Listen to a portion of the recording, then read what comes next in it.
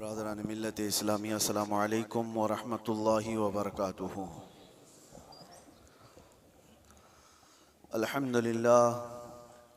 अल्हम्दुलिल्लाहिल हन्नानिल mannan अल्लज़ी खलक़ल इंसान व अल्लमहुल बयान वस्सलातु वस्सलामु अला रसूलिही सय्यिदिल इंसी वल जान व अला आलिही व अस्हाबिही ज़विल खैरि वल इहसान अम्मा बअद फ़अऊज़ु बिल्लाहि मिनश शैतानिर रजीम बिस्मिल्लाहिर रहमानिर रहीम।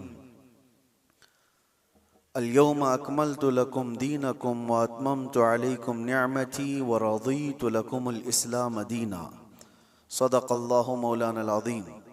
बारगाह रिसालत मुआज़ सल्लल्लाहु अलैहि वसल्लम में दुरूद पाक का हदिया पेश करें।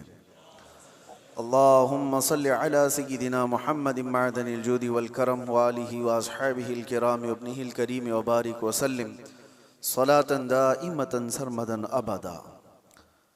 अल्लाह अज़्ज़ा वजल का महबूब और प्यारा दीन इस्लाम, जिसके मुतालिक कुरान में अल्लाह फरमाता है मैं तुम्हें इस्लाम देकर राज़ी हुआ। एक ऐसा निज़ाम हमें दिया गया जिसमें कोई शोशा खाली नहीं छोड़ा गया। किसी भी बाप का, किसी भी हिस्से का, जिंदगी के किसी गोशे को तशना नहीं छोड़ा गया है। आज मैं चंद अहम बातें आपके सामने रखता हूं कंपैरिजन के तौर पर कि दुनिया जब से आबाद है जंगों का एक सिलसिला चलता रहा है, इंसानों में आपस में लड़ाइयाँ होती रही हैं, लेकिन तारीख उठाकर देखें तो तकरीबन सारी लड़ाइयों के पीछे जो रीज़न है, जो सबब है, जंग किस मकसद से हुआ करती थी, तो उन मकासद में अगर आप गौर करेंगे तो सबका एक हासिल हुआ करता था, तख्त को हासिल करना, हुकूमत को हासिल करना, या माल हासिल करना, या हसीन औरतों को गुलाम बनाना, बांदी बनाना। ये दुनिया का निज़ाम रहा है, इसीलिए जंगें हुआ करती थी। या अगर ये चीज़ें ना हो तो फिर इंसान की जो अंदर की गैरत है, तकब्बुर है, गुरूर है, वो चीज़ उसे जंग करने पर आमादा करती थी। बस यही रीज़न है, बाकी कुछ नहीं मिलेगा। आप एक कबीले की दूसरे कबीले से, एक ख़ानदान की दूसरे ख़ानदान से, एक मुल्क की दूसरे मुल्क से लड़ाइयाँ हैं, तो उन लड़ाइयों में, उन जंगों में आप रीज़न तलाश करेंगे सबब के किस बुनियाद पर है। तो या तो वो ज़मीन का हासिल करना है, टुकड़े को हासिल करना है, या तो फिर उस इलाके के ज़रख़ीज़ हिस्सों के ऊपर अपना कब्ज़ा जमाना है, या तो फिर वहाँ के लोगों को ग़ुलाम बनाकर अपने अंडर में रखना है। यही सारी चीज़ें हैं पूरी दुनिया में, पहले से यही चलता आ रहा है। और लगभग आज भी अगर आप दुनिया पर नज़र डालेंगे तो यहाँ पर भी जंगों का एक मकसद यही दिखेगा आपको। हाँ, या तो फिर कोई अपने आप को दादा कहे, बाबा कहे, कोई अपने आप को सुपर पावर कहे और उसके बाद फिर दूसरों को मनवाने की बात कहे कि मेरी हर बात तुम्हें माननी पड़ेगी। दूसरा नहीं मानेगा, अगर आंख भी दिखाया तो फिर जंग हो जाएगी। अगर वो कमजोर है, गरीब है, तो फिर जंग हो जाएगी। लेकिन यहां पर भी मकसद जंग का यही है। पूरी दुनिया में तन्हा इस्लाम के मुतालिक मैं आपको बताऊं, इस्लाम में जो जंगें हुई, गज़वात हुए सहाबा के और दूसरों के दरमियान, वहां क्या मकसद रहा, क्या रीजन रहा। हज़रत रबिया बिन आमिर रदी अल्लाह ताला अन्हु हुज़ूर सल्लल्लाहु ताला अलैहि वसल्लम के तर्जुमान हैं, एम्बेसडर हैं। जब वो ईरान में गए थे वहाँ के बादशाह के पास पैगाम लेकर इस्लाम का, तो आपसे पूछा गया था कि आप लोग क्यों ये पैगाम पहुँचाना चाहते हैं हर जगह, और क्यों लड़ना चाहते हो या मुकाबला करना चाहते हो। आपने कहा हमारे आका सल्लल्लाहु ताला अलैहि वसल्लम का फरमान आलीशान है, ला ततमन्नौ लिक़ा अदुव्विकुम, दुश्मन से मुठभीड़ होने की, जंग करने की तमन्ना भी मत करो, जंग करने की ख्वाहिश मत रखो। लेकिन हम पैगाम अमन और पैगाम इस्लाम फैलाते हैं, इसलिए अब रीज़न सुनो, सबब सुनो, इस्लाम किस लिए फैला। हज़रत रबिया बिन आमिर कहते हैं कि हमारा सिर्फ एक मकसद है कि इंसानों को इंसानों की गुलामी से निकालकर खालिक की आप बंदगी में लगा दें, अल्लाह की बंदगी में और उसकी इबादत में लगा दें। हमारा मकसद ये है इंसान इंसान का गुलाम ना रहे। हर दौर में यही चलता आ रहा है। और आप शुरू के दिनों में जो गुलामों के मामलात इस्लाम के मसाइल में भी अगर पढ़ते हैं तो यूं नहीं है कि इस्लाम ने गुलामी को बढ़ावा दिया है, बल्कि इस्लाम धीरे धीरे धीरे गुलामी को खत्म कर दिया। अरे तुमने कसम का अगर खा लिया, कसम खा लिया और उसको तोड़ दिया तो कफारे में गुलाम आजाद करना है, रोजा उसके कफारा है उसमें गुलाम आजाद करने हैं, जिहार है उसमें गुलाम, कई ऐसी चीजें हैं। गलती तुम कर रहे हो लेकिन गुलाम को आजाद करना है। ये सिस्टम क्यों बनाया गया था? ये सिस्टम इसलिए कि गुलामी का दौर खत्म हो जाए। और इस्लाम ने जो कुछ भी गज़वात हुए, जंगें हुई, वो सिर्फ और सिर्फ अल्लाह तबारक व तआला की जमीन पर उसके अहकाम के निफाज के लिए।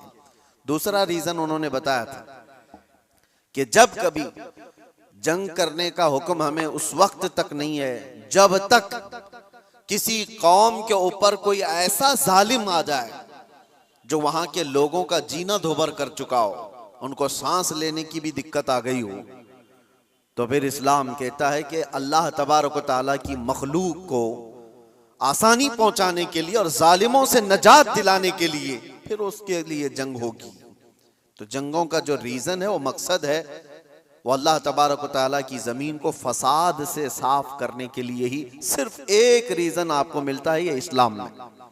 बाकी दूसरी जगह आप जहां पर भी देखेंगे, दूसरे मुल्क पर, दूसरी कौम पर हमला करना है तो वहां के माल को लूटना है, वहां की जमीन को हासिल करना है, वहां की बादशाहत को लेना है, वहां के इलाकों पर अपना कब्जा जमाना है। अगर इलाकों पर कब्जा जमाना ही होता हर जंग करने के बाद, तो आपको मैं बताऊं खालिद बिन वलीद ने 125 जंगें लड़ी, 125 जंगें लड़ी और कई इलाके फतह किए। क्या हर इलाके को फतह करने के बाद खालिद बिन वलीद ने अपनी बादशाही का ऐलान कर दिया कि आज के बाद से इस इलाके का मालिक मैं हूं, इस इलाके का बादशाह मैं हूं? नहीं। पूरी तारीख उठा करके आप देखें, कितने ऐसे सहाबा हैं जिनको सिपहसालार बना करके भेजा गया, उन्होंने इलाके के इलाके फतह किए, लेकिन अपनी बादशाही का ऐलान उन्होंने नहीं किया, बल्कि हमेशा से यूं ऐलान किया कि मैं रसूलुल्लाह सल्लल्लाहु तआला अलैहि वसल्लम के गुलामों का एक अदना गुलाम, और अमन के लिए इस जमीन को फसाद से साफ करने के लिए मैं यहां पर आया हूं। मोहम्मद बिन कासिम 19 साल की उम्र में हिंदुस्तान आया था। आपको पता है मोहम्मद बिन कासिम सबसे पहले 10,000 का लश्कर लेकर के जब आया था, वो भी हिंदुस्तान क्यों आया था? हिंदुस्तान में जुल्म इस तौर पर एक राजा दाहिर सिंह ने और उसके गुंडों ने कुछ औरतों को कब्जा में ले लिया जो हज के सफर पर जा रही थी, और औरतों का माल भी लूट लिया, उनको कैद में रख दिया गुंडों ने। उन औरतों ने गुहार लगाई। कुछ लोगों ने उन औरतों की ये बातें सुनी और अरब के उस वक्त के गवर्नर जो थे हज्जाज बिन यूसुफ के पास ये खबर सुना रहे थे। हज्जाज बिन यूसुफ का भतीजा मोहम्मद बिन कासिम 19 साल का, उसने ये खबर सुनी कि इतनी दूर कुछ औरतों पर कुछ जालिम गुंडे जुल्म कर रहे हैं। उसने वहीं से आवाज लगाई, लब्बैक या उख्ती, ऐ मेरी बहन मैं आ रहा हूं तेरी मदद के लिए। और उस जमाने में 4000 किलोमीटर का सफर करके आने वाला, जंगलों का सफर, दरियाओं का सफर, पहाड़ों का सफर, 10,000 का लश्कर लेकर एक जवान आया है। और फिर उस जमाने में मौजूद इन गुंडों और इन जालिमों को जो औरतों के हुकूक की पामाली कर रहे थे, ललकार करके कहा। फिर मुकाबला हुआ। 3 दिन तक ये लड़ाई चली थी। उसके बाद वो सारे गिरफ्तार हुए और राजा की भी गद्दी चली गई, तख्त चला गया, सब खत्म हो गया। एक 19 साला लड़के ने अमन का परचम लहराया था। लेकिन रीजन क्या था, मकसद क्या था? जुल्म से इलाके को साफ करना। और उसके बाद एक बड़े पंडित हैं इलाहाबाद यूनिवर्सिटी के, वो रिसर्च स्कॉलर भी रहे, और लिखी हुई उस मौर्रिख की किताब में से आपको मैं बताऊं, मुसलमानों की लिखी हुई तारीख की बात नहीं कर रहा, पंडित ने लिखा है, हिंदू पंडित हैं, उन्होंने लिखा कि मोहम्मद बिन कासिम जब आया तो उसने साफ ऐलान किया था, इस इलाके में रहने वाले जिसको जिस चीज पर अमल करना है वो आजाद है, कोई मेरा नौकर नहीं है, कोई मेरा गुलाम नहीं है। और अदल ऐसा कायम किया था कि पूरे इलाके वालों ने अपने सर आंखों पर उसको बिठा रखा था, 19 साल के जवान को, क्योंकि लोग राजाओं के जुल्म से तंग आ चुके थे। देखा था उन्होंने किस तरह से किसी की भी औरत को उठा करके अपने हरम सरा की जीनत बना दिया करते थे। लेकिन एक 19 साला जवान जब आया तो उसने अदल व इंसाफ ऐसा कायम करके दिखाया था, हर एक ने अपनी बाहें फैला करके उसका इस्तकबाल किया था। ये हिंदू पंडित की किताब में लिखा हुआ मौजूद है, अपने नहीं दूसरों ने इस अदल और इंसाफ के मुतालिक लिखा है। इस्लाम का रीजन ये रहा है मेरे अजीजों, दुनिया हजार प्रोपेगेंडा फैलाए, आज तारीख के ऊपर तुम कितने धब्बे डाल करके छुपाओगे। अगर पीछे जाओ अरब की जाहिलियत में अगर जंगें देखेंगे आप, अल्लाह की पनाह, जो मशहूर जंगें हैं वहां की, हर्ब बसूस एक नाम से जंग हुई जो 40 साल तक चलती रही। बनी बकर और बनी तगलब, ये 2 कबीले थे। इन कबीलों में हुआ क्या था, बनी बकर की ऊंटनी बनी तगलब के चरागाह में आ गई थी, ऊंटनी चरने के लिए आ गई गलती से, इस पर जंग शुरू हुई और 40 साल चली थी। कैसी जंग हुई थी दोनों कबीलों में, जब तक दोनों कबीलों के लोग खत्म ना हो गए, दोनों कबीलों की ऊंटनियां और घोड़े मर नहीं गए, तब तक ये जंग चलती रही। उसके अलावा और भी जंगें हैं, औस और खजरज की लड़ाई 120 साल तक चली थी। ये सिर्फ और सिर्फ गुरूर और तकब्बुर की बुनियाद पर चली हुई जंगें हैं। इलाके के इलाके उन्होंने खत्म कर दिए थे, नस्लें खत्म हो गई थी। नबी पाक सल्लल्लाहु ताला अलैहि वसल्लम के मदीने तैयबा आने तक औस और खजरज की लड़ाई चल रही थी। और अगर आप ये कहें ये अरबों की जिहालत और इनकी निहायत ही बदमाशी का हाल होगा, तो ऐसा नहीं है मेरे अजीजों। उस जमाने में ईरान का भी वही हाल था, रोम का भी वही हाल था। जब ये किसी इलाके पर काबिज होते, आपको पता है कि एक ईरानी बादशाह ने फिलिस्तीन पर हमला किया था तो 1,40,000 फिलिस्तीनियों को ज़बह कर दिया था। और रोम वाले क्या करते थे, रोम के ईसाई जब यहूदियों पर काबिज होते थे तो उनके यहां तो मशगला था। हजारों लोग जब जंग में कैदी बनकर के आते थे तो इंटरटेनमेंट के लिए रोजाना मैदान सजाए जाते थे, और उसमें बड़े बड़े जो पहलवान हैं, जो सिपह सालार हैं, वो अपनी तलवार का जौहर दिखाने के लिए इन कैदियों को एक साथ मारते थे। और ये मुकाबला होता था कि एक वार में कितनी गर्दनें उड़ा सकता है आदमी। ये रोमियों का मशगला था ही उनका। जब यहूदियों को कब्जे में ले लेते थे या कैदी बनाकर लाते थे तो एक एक तलवार के वार पर 10-10 लोगों की गर्दनें उड़ाना वो समझते थे बहादुरी का जौहर है। और कहीं पर उनको इस चीज का कोई अफसोस नहीं कि इंसान किस तरह काटे जाते हैं। एक तो आपको मैं बताऊं, बहुत मशहूर एक शख्स है जिसको डार्लिंग ऑफ ह्यूमन रेस कहा जाता है। तारीख में आप पढ़ लेना, इसने क्या किया है। तकरीबन 60,000 के करीब यहूदियों को कब्जे में लेकर एक बहुत बड़े इलाके में उनको बांध दिया और जंगल के खतरनाक दरिंदे ला करके उनके ऊपर छोड़ दिए गए थे।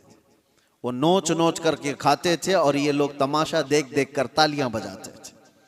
ये इंसानों की जिंदगियों के साथ जो तमाशे होते रहते थे, ये ईगो, ये उनका तकब्बुर, ये उनका गुरूर, किसी मफतूह कौम पर, मगलूब कौम पर वो अपने गुस्से की तमाम चीजें निकाल दिया करते थे। जब कभी किसी पर काबिज हुए, बैतुल मुकद्दस को कितनी मर्तबा खून में नहलाया गया आपको पता है। टाइटस के जमाने में पूरे फिलिस्तीन में ऐसी जंग हुई थी कि घोड़ों के टाप पूरे खून से भर जाया करते थे। जब भी घोड़ा किसी भी गली में जाए खून के बगैर नहीं आता था। ये सब तारीख महफूज है, हमारी लिखी हुई नहीं, ये गैर मुस्लिमों की लिखी हुई तारीखें मौजूद हैं, जिन्होंने पूरी दुनिया में क्या तमाशे बनाए। और एक तरफ इस्लाम के खिलाफ प्रोपेगेंडा फैलाने वाले, उनको मैं दावत देता हूं, आओ मुताला करो, आओ मुताला करो। किसी भी जंग को छेड़ा नहीं गया था। हुजूर पाक सल्लल्लाहु ताला अलैहि वसल्लम के जमाने पाक में जितने गज़वात हुए थे, वो जितनी भी जंगें हुई वो इस फार्मूले पर हुई हैं, छेड़ो मत, लेकिन छेड़े कोई तो छोड़ो मत। यही फार्मूले पर जंगें हुई। बद्र में मेरे आका सल्लल्लाहु अलैहि वसल्लम तशरीफ ले गए। क्या बद्र को जबरदस्ती लड़ने के लिए बुलाया गया था? नाफिज की गई थी मुसलमानों पर। ओहद मदीने में हुई है। कुफारे मक्का वहां से पूरे कबीले लेकर के आए थे मदीने पर हमला करने के लिए। तो जंगे ओहद मदीने के बाहर हुई। जंगे खंदक कहां हुई? 12,000 कुफार और मुशरिकीन आए थे हुजूर पाक सल्लल्लाहु अलैहि वसल्लम और सहाबा से लड़ने के लिए। और कहां पर? मदीने के बाहर ही लड़ाई हुई, गए नहीं थे, मदीने के आसपास हुई। ये सब जंगों के बाद, हर जंग का रीजन मैं आपको बताऊंगा, लेकिन जंगों के भी उसूल होते हैं। लेकिन दुनिया ये सिर्फ उसूल बताने के लिए कहती है, आज उस पर अमल कोई नहीं करता, अमल कोई नहीं करता। आप क्या समझते हैं ये जुल्म और बर्बरियत जो कुछ भी दुनिया में हुई वो किसी खास कौम के साथ है? सब कौमें इसमें मुलव्विस हैं, सब कौमें मुलव्विस हैं। हमारे यहाँ की कौमों के मुतालिक भी तारीख में आपको बताओ, हिंदुस्तान में भी क्या क्या होता रहा, कितनी बड़ी बड़ी जंगें हुई और कितने लोगों का कत्ले आम हुआ। राजाओं के, महाराजाओं के तख्त हासिल करने के लिए एक दूसरे की लड़ाइयों में कितने गिरजाघर तोड़े गए, कितने मंदिरों को तोड़ा गया, कितने माबदों को तोड़ा गया। ये सब चीजें तारीख में मौजूद है। लेकिन दुनिया इन सब से आंख बंद करके एक तरफ टारगेट की हुई है, सिर्फ इस्लाम, जबकि सबकी तारीखें भरी हुई। आपको अगर तारीख पढ़ना है तो आप उठा करके देखें किस राजे ने अपने तख्त बिछाने के लिए कितने लोगों को उस तख्त के नीचे दबाया है। आपको पता है ये जो पिरामिड्स बने थे उसके मुतालिक भी यही कहा जाता है। अहरामात मिस्र फराइना ने, वहां पर वो एक एक पत्थर पता नहीं कितने हजार किलो का है, इस तरह से वो जो बनाए गए उसमें हजारों ने, लाखों लोगों की लाशें खत्म हो गई हैं, कितने लाखों लोग मर गए उसमें। बादशाहों का निजाम यही रहा है, अपने हुसूल के लिए, अपने जाह के लिए, अपनी तलब के लिए इंसानों का कत्लेआम किया है, इंसानों का कत्लेआम किया। और जो वर्ल्ड वार फर्स्ट और वर्ल्ड वार सेकंड जो हुई, इसकी भी तारीख उठा करके आप पढ़ो, किस लिए जंगें हुई आपस में। ये तो ज्यादा दूर नहीं है ना, 1920 1940 के बीच में, ये ज्यादा दूर नहीं हुई, अभी 100 साल पहले की बात आपको बता रहा हूं। फर्स्ट वर्ल्ड वार और सेकंड वर्ल्ड वार में जो लोगों की मौतें हुई हैं, फर्स्ट में तकरीबन 3 करोड़ लोग मारे गए हैं। करोड़, 1 2 100 200 1000 2000 की बात नहीं कर रहा हूं, 3 करोड़। और सेकेंड वर्ल्ड वार में उससे भी ज्यादा लोग मारे गए, जख्मी हुए। ये सिर्फ और सिर्फ बादशाहों ने अपने तख्त के लिए, अपनी जमीनों के लिए लड़ाइयां लड़ी। और टोटल मेरे आका सल्लल्लाहु अलैहि वसल्लम ने अपनी जिंदगी पाक में 17 गज़वात में शिरकत फरमाई। कितने? 17 गज़वात में। और टोटल 17 गज़वात को मिलाएंगे तो 252 लोग मरे थे, इसके अलावा नहीं। 17 जंगों की जो लिस्ट बताई जाती है मेरे अजीजों, लेकिन फिर भी दुनिया को एतराज है इस्लामी जंगों से। आपको मैं बताऊं, जंगों के उसूल होते हैं, उसलूब होते हैं, तरीक़ेकार होते हैं, लेकिन किसी ने अमल नहीं करना है उस पर। गुआंतानामो बे जेल के मुतालिक सुना होगा, अबू गुरैब जेल के मुतालिक आपने सुना होगा। अमेरिकी लोगों ने जो इराक जंग के बाद वहां के कैदियों के साथ सलूक किया है, यह हमने नहीं है, ह्यूमन राइट्स की तंजीमों ने लिखा है, इसको तारीख में मौजूद है। कैदियों को लिटा करके उनके ऊपर कुत्ते छोड़ दिए जाते थे, कैदियों को बांध करके उनके मुंह पर पेशाब किया जाता था और उनको गलाजत खाने पर मजबूर किया जाता। इंसानियत से गिरे हुए हरकतें। एक जालिम जब नशा के गुरूर में आता है तो ऐसी हरकतें करता है, लेकिन जिसके सीने में ईमान हो वो क्या करता है? अल्लाहु अकबर।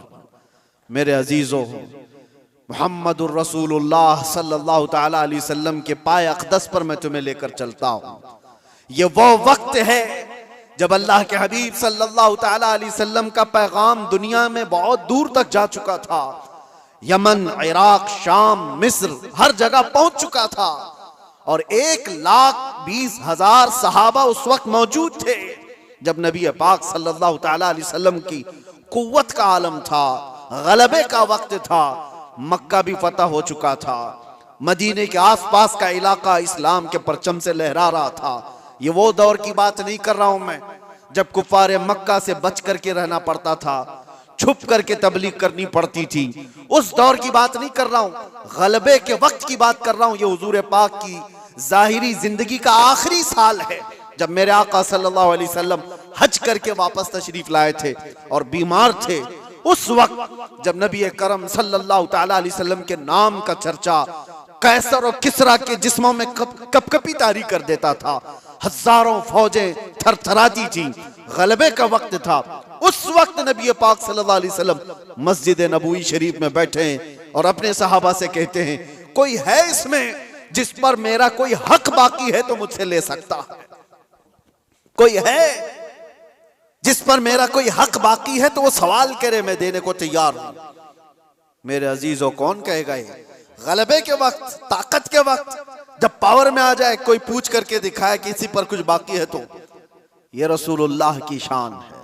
और ऐसा नहीं मेरे अजीजों के ये जुमले हैं जो आज के जलील सियासी लोगों के होते हैं। हुजूर ने जब ये फरमाया तो एक सहाबी खड़े हो गए, कहा मेरा आपके ऊपर एक हक बाकी है, आपके ऊपर मेरा एक हक बाकी है या रसूल अल्लाह। सबकी गर्दनें ऊंची हो गई, देखते रह गए उनको, कौन है ये? हुजूर पाक सल्लल्लाहु अलैहि वसल्लम ने उनसे कहा, आगे आओ, तुम्हारा जो हक है वो बताओ। हजरत उमर तो तलवार निकाल ली थी कि रसूलुल्लाह सल्लल्लाहु अलैहि वसल्लम की बारगाह में ऐसी बुलंद जुबान किसकी है? लेकिन उस सहाबी ने कहा, एक मर्तबा जंग में जा रहे थे, सफों की तरतीब दे रहे थे, मैं थोड़ा सा आगे आ गया था, आपने छड़ी से मुझे मारा था, मैं वो बदला लेना चाहता हूं। अल्लाहु अकबर। हक इतना भी होता है मेरे अजीजों। हालांकि कायदे अमनो इस्लाम और बानिए इस्लाम है मेरे आका सल्लल्लाहु अलैहि वसल्लम। मेरे अजीजों, अगर कोई उस्ताद अपने शागिर्दों को तरतीब देने के लिए कोई बात कर रहा हो, लेकिन उसको भी सहाबी ने कहा यह हक है मेरा आपके ऊपर, हुजूर ने फरमाया ठीक है आ जाओ। ये नहीं फरमाया कि भरे मजमे में क्या तू मुझसे बदला ले लेगा। हुजूर ने फरमाया आ जाओ, और अपने आप को पेश कर दिया कि तुम भी मुझसे बदला ले सकते हो। लेकिन उस सहाबी ने कहा, सब की आंखें फटी थी, देख रहे थे कि क्या मंजर है। लेकिन उस सहाबी ने कहा, या रसूल अल्लाह, जिस वक्त आपने मुझे मारा था मैं सिर्फ तहबंद पहना था, जिस्म पर मेरे कुछ भी नहीं था, कुर्ता नहीं था, सिर्फ मैं तहबंद पहना हुआ था, ऊपर से जिस्म मेरा खुला था। और मैं ये चाहता हूं कि बदला उस हालत में ही लूं कि आप भी अपना जुब्बा उतार दीजिए, आप भी अपने तहबंद में रहिए। नबी पाक सल्लल्लाहु अलैहि वसल्लम ने छू चिरा कुछ भी नहीं फरमाया, अपना जुब्बा उतार दिया। लाओ दुनिया की कौमों को एक आइडियल, कोई ऐसा जो अपने आप को अपनी कौम के सामने पेश करे। यहां तो डरपोक लोग ऐसे बैठे हुए हैं जिनको सवालात से का सामना करने की हिम्मत नहीं है, ताकत नहीं है। अपनों के सामने ही वो रियाया का क्या मुकाबला करेंगे, क्या सामना करेंगे। नबी पाक सल्लल्लाहु अलैहि वसल्लम ने अपना जुब्बा पाक उठाया, उस सहाबी ने आकर हुजूर के दोनों कंधों के बीच जो मोहरे नबुव्वत थी उसको बोसा ले लिया। हुजूर के दो शानों के बीच में मोहरे नबुव्वत थी जिसकी चमक सूरत से ज्यादा थी। उन्होंने बोसा ले लिया और कहा, मैं कामयाब हो गया और मैं बदला ले लिया, मुझे बस वो मोहरे नबुव्वत छूमनी थी। लेकिन मेरे अजीजों, वो सहाबी का अपना तरीका था, लेकिन रसूल पाक सल्लल्लाहु अलैहि वसल्लम ने अपने आप को पेश तो कर ही दिया, अपने आप को पेश तो कर दिया।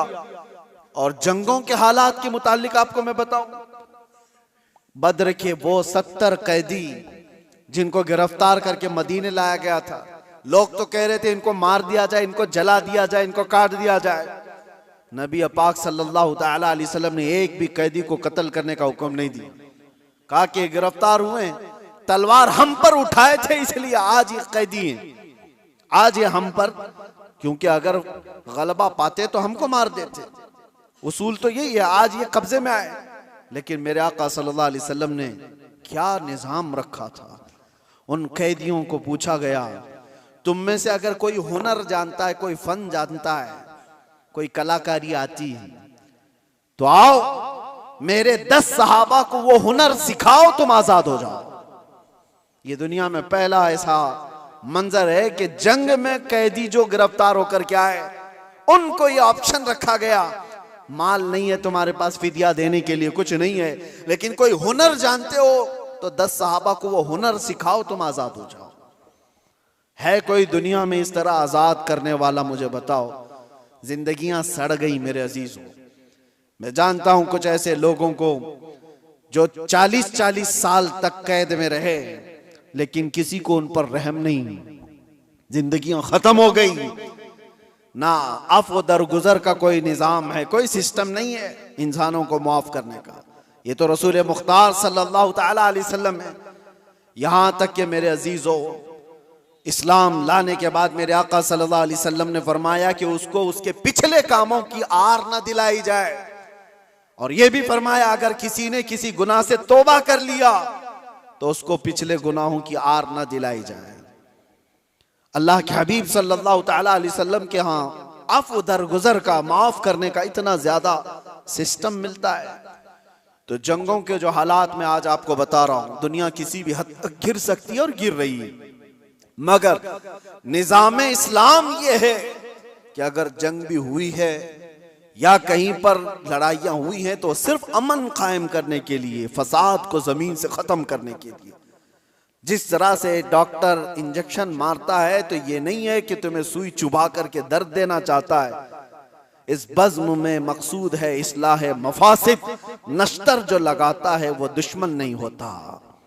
अजीजा ने गिरामी वक़ार, मैंने बहुत सारी चीजों को कंपेयर करके देखा है, कहां कहां किस तरह की जंगें हुई, कितना कत्ले आम हुआ, वो सब में जाकर के आप इस्लामी जंगों को कंपेयर करके देखें। मैं दावत देता हूं फिक्र करने की, पढ़ने की, मुताले की। नौजवानों को एक बार देख करके तुम बताओ, फिर अपने रिसर्च के बाद, स्टडी के बाद तुम्हें पता चलेगा दुनिया की जंगें किस लिए हुआ करती थी और इस्लाम के। मैं उन बादशाहों की बात नहीं कर रहा हूं जो जालिम बादशाह बदनाम मुसलमान रहे, बनाम मुसलमान जो बादशाह रहे उनकी मिसाल मत देना।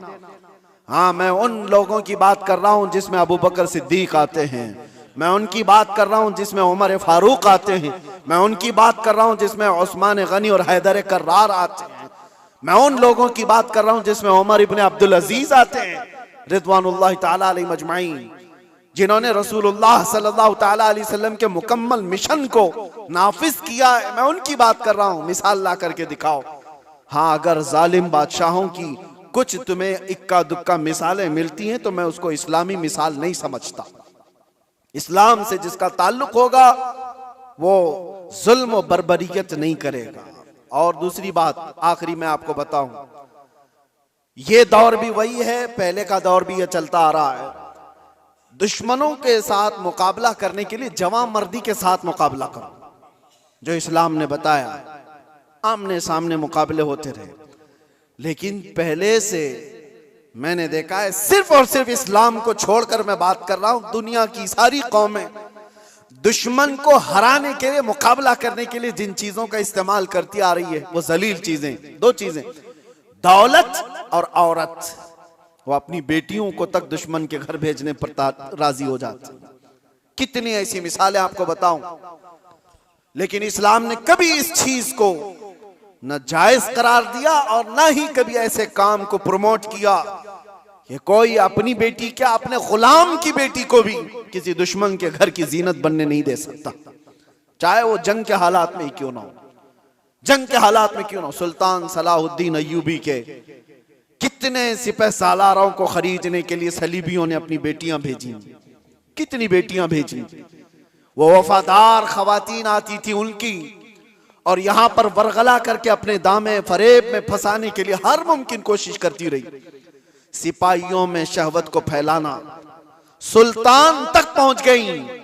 आज भी कई बादशाहों के हरम सराओं की जीनत बनी हुई हैं दूसरों की बेटियां। ये जमाने में हर कौम अपनाती आई है, लेकिन इस्लाम ने कभी इसको प्रमोट नहीं किया, कभी नहीं।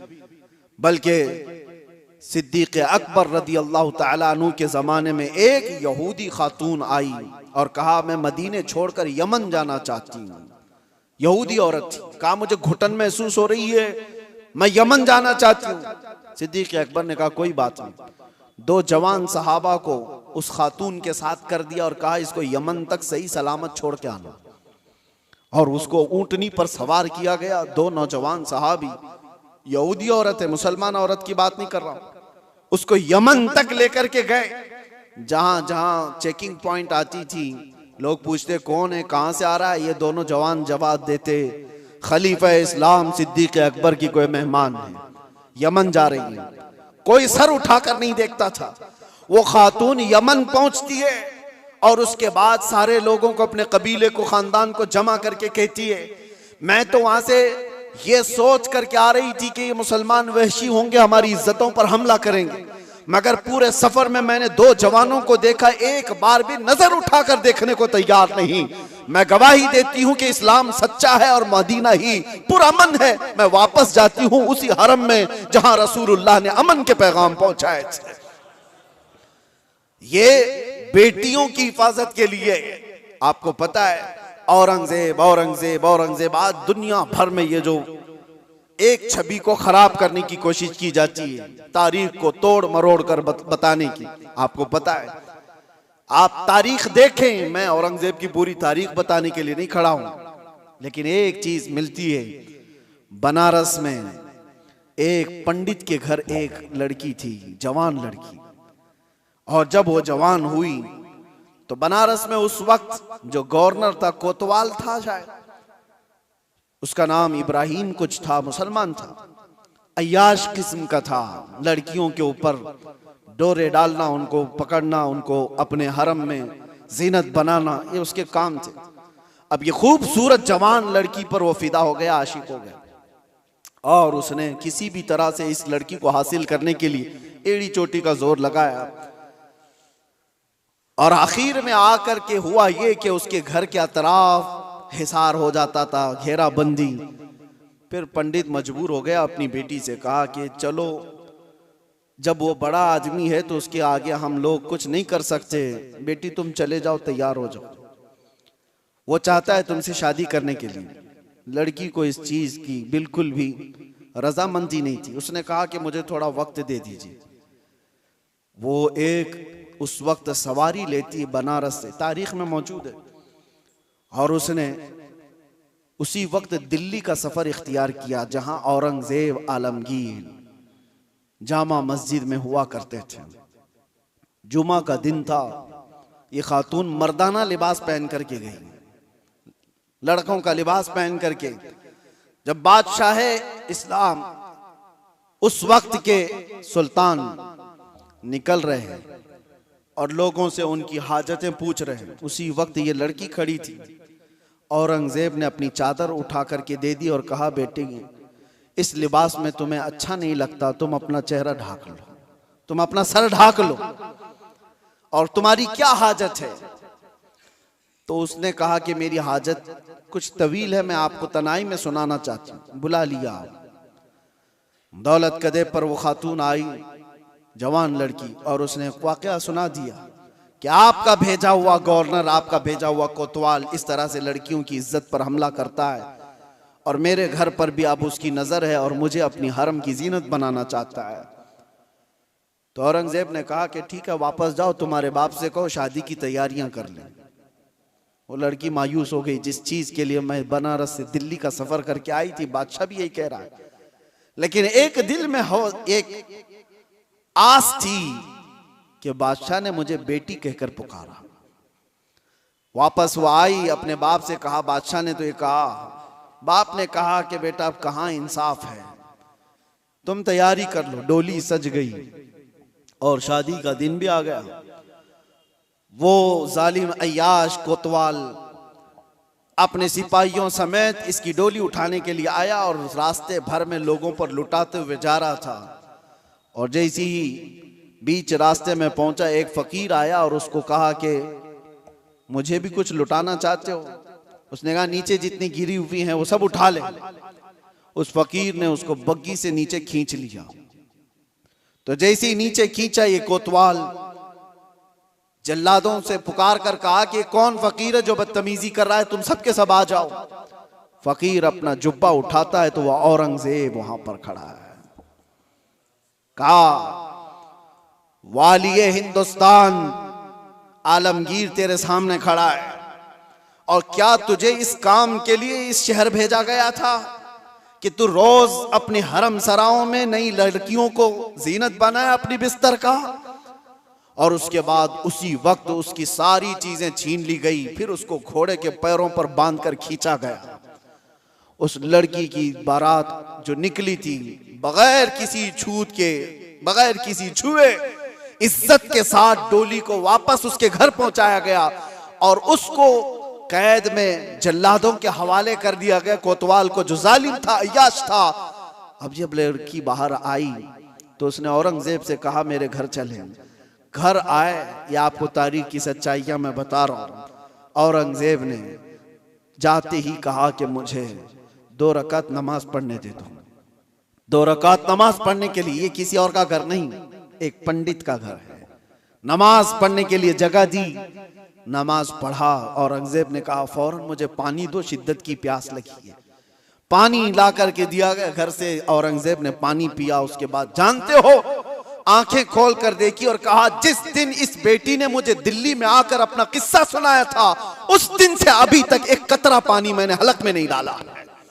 मैंने तय कर लिया था जब तक इसको इंसाफ ना मिले मैं पानी नहीं पीऊंगा। बेटियों को लोग दूसरों के हरम सरा में पहुंचाने वाले, तारीख इस्लाम को तोड़ मरोड़ कर पेश करने वाले, जरा इस तारीख को भी देखें। और मेरे अजीजों, ये ऐसी वैसी बात नहीं। उस पंडित ने बादशाह औरंगजेब के इस एहसान को याद रखकर उस इलाके को, उस जगह को जहां उसने सजदा किया था, बादशाह ने हमेशा के लिए मस्जिद तामीर कर दी। ये तारीख में मौजूद है।